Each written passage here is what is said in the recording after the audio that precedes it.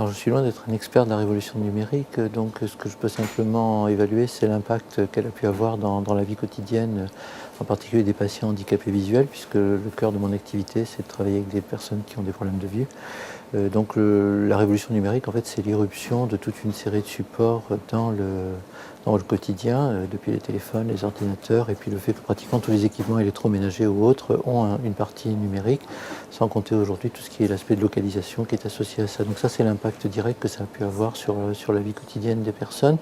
Maintenant, il y a un autre aspect qui est très important pour nous, c'est que ça a complètement modifié notre façon de faire de la recherche, dans le sens où on était déjà dans le quantifié, dans le reproductible, là on est vraiment dans le mesurable à l'extrême, avec des bases de données considérables, une gestion immense en fait de données qui est liée à l'irruption du numérique dans toute notre activité. Aujourd'hui, tout passe pratiquement par des supports numériques dématérialisés, que ce soit la bibliographie, que ce soit la communication, l'évaluation des données, l'analyse.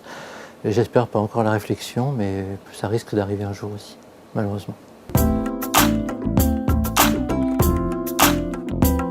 Alors les impacts sur la vie actuelle, il y a des impacts très positifs sur le temps qu'on peut gagner sur les trajets, la prédiction d'un certain nombre d'éléments qui permettent de mieux planifier son organisation.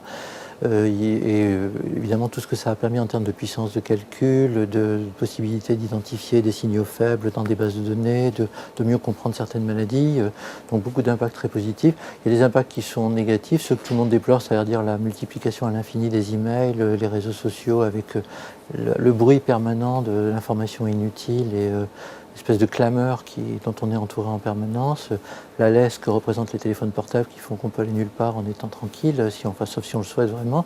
Donc ça, ce sont des impacts qui peuvent être éventuellement négatifs, mais plus précisément dans ce qui me concerne à moi, l'impact peut être ou positif ou négatif. C'est-à-dire que pour les personnes malvoyantes, les supports numériques peuvent être complètement excluants, c'est-à-dire qu'ils n'ont pas accès à ces supports. Par exemple, les écrans tactiles, au départ, posaient énormément de problèmes pour les malvoyants, puisqu'ils ne savaient pas du tout sur quoi se positionner.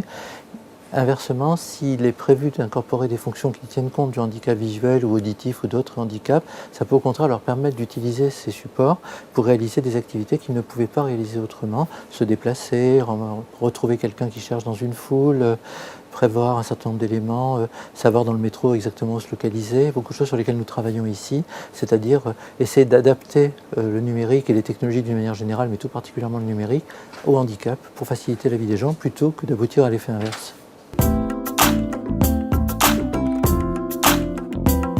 Alors, toutes les prédictions à 5 ans sont fausses, donc je pense que je ne sais pas. Mais ce qu'on peut envisager, c'est, si on est dans la lignée de ce qui se passe aujourd'hui, une accentuation des phénomènes de localisation et tout ce que ça peut impliquer comme effet de contexte par rapport à ça, une précision beaucoup plus grande qui va permettre aux personnes d'avoir énormément d'informations disponibles en fonction de là où elles sont par rapport à ce qu'elles peuvent faire. Qu'est-ce qu'elles vont en faire? Je ne sais pas. Est-ce qu'il va falloir adapter l'humain au numérique ou le numérique à l'humain? Ça va être, à mon avis, l'enjeu principal par rapport à ça. C'est tous les comportements qui sont modifiés, bouleversés par cela. Alors on voit déjà ce qui se passe au niveau de la numérisation des livres et de tous les supports. Je pense que ça va continuer, ça va être de plus en plus prévalent. Et il est probablement inutile de résister à ça parce que ça a quand même énormément d'avantages aussi. Donc la question, c'est plutôt comment on va rendre compatible l'humain et le numérique au quotidien.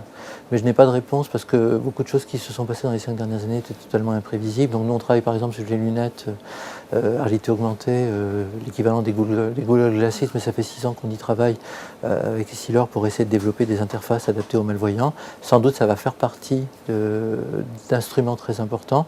Est-ce que ça va être un bien ou un mal? Tout va dépendre de l'usage qui va en être fait. Et la vraie question, c'est celle de l'usage.